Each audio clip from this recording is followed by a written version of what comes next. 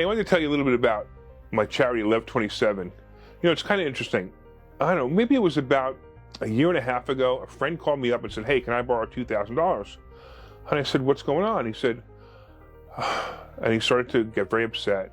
Something happened to him. It was a pretty traumatic situation, and he needed $2,000 to cover his rent. Well, it turned out that his parents actually lent him the money. I didn't have to give it to him, but I told him that I would take care of him if it was a last resort. And some time went by, and I had thought about a charity that I really wanted to create. Now, there are all kinds of charities out there, and there are all kinds of charities that mean a lot of different things to different people. And one day, my rabbi came in and we were talking about charity. We were talking about giving. And I said, you know, I always wanted to start a charity. Would you want to help me start a charity? He said, I'd love to. And then all of a sudden I looked at him and I said, I know what the charity would be for. And he said, what? I said, why don't we keep people in their homes? So, like my friend who had a problem that needed $2,000 to keep the landlord off his back, why don't we create a charity that has that money ready to go in case there's a situation like my friend's was? So basically what happens is, let's say you've been running a place for 2 years, it doesn't matter how long, but you've been running a place for 2 years and everything's fine, you're living paycheck to paycheck, and all of a sudden something bad happens. I don't know, maybe you get sick, maybe you break a leg, maybe you get into a car accident, maybe your spouse or your child gets sick and you can't go to work for a short period of time, maybe 2 or 3 weeks. But because you're living paycheck to paycheck, all of a sudden you can't pay your rent.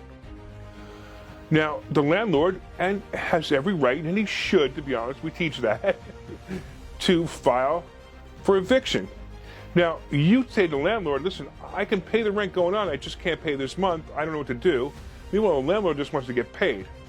So, if you had that situation, you would reach out to Lev27.org, that's our charity, and we would cover the rent, cover any legal fees to keep you in the place as long as your landlord agrees to keep you there. That's basically what we're doing. And we need help.